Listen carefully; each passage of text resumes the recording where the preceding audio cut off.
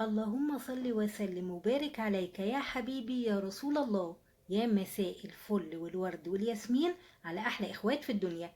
وصفتنا النهاردة سهلة وسريعة ومش محتاجة أي تعقيد. هقولك فيها على شوية نصايح هتخليها تطلع معاكي بلون وقوام مظبوطين. هقولك على الطريقة الصح لعمل الملوخية الخضراء وبدون أي افتكاسات.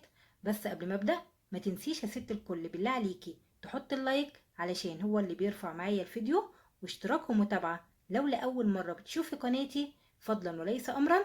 وتعالي نسمي الله ونبتدي على طول في وصفتنا. وأول حاجة هسلق فرخة علشان اخد الشوربة بتاعتها اعمل بيها الملوخية. الشوربة هي أساس عمل الملوخية. معايا هنا فرخة متنضفة ومغسولة كويس جدا. هعمل لها مرتة عبارة عن بصلة متقطعة شرايح رفيعة، هدعكها بشوية ملح وفلفل أسمر، وهحشي بيها بطن الفرخة وهقفل على الحشوة كويس.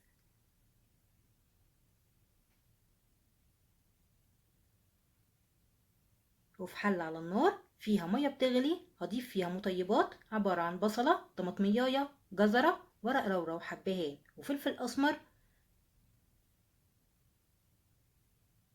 وهضيف الفرخة وهغطي عليها وهسيبها تستوي براحتها على نار متوسطة. وبعد ما الفرخة استوت 3/4 سوا هضيف الملح وهظبطه وهسيبها تكمل سواها.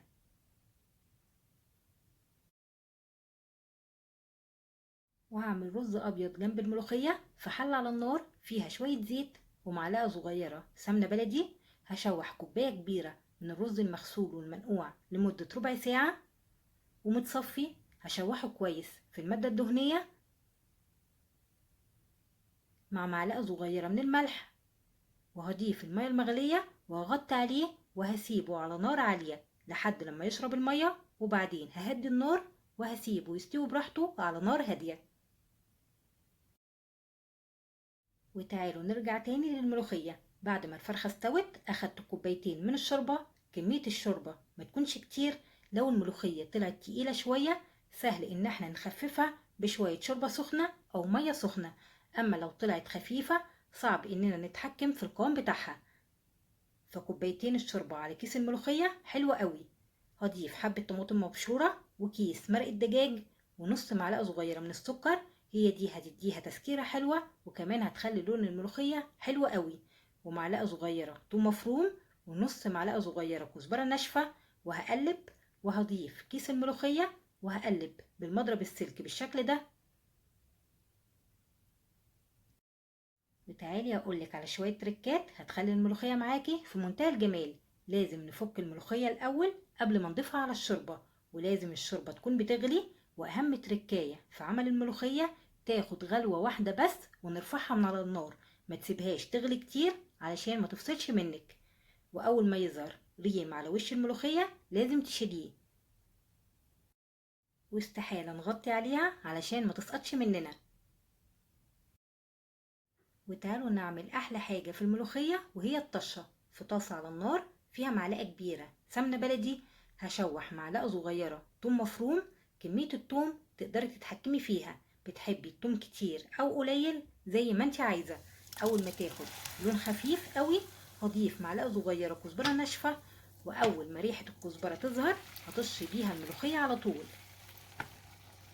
الله الله على الريحة جميلة ما شاء الله تبارك الرحمن.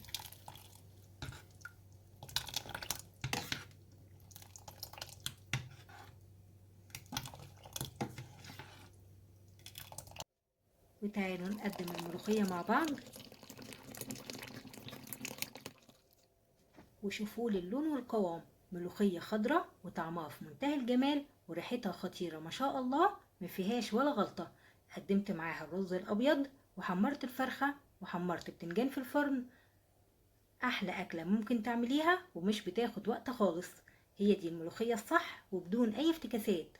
وبكده بيكون الفيديو انتهى. بتمنى يكون عجبكم ونال رضاكم. ما تنسوش اللايك يا أحلى إخوات في الدنيا. أشوفكم على خير في فيديو جديد. أسيبكم في رعاية الله والسلام عليكم ورحمة الله وبركاته.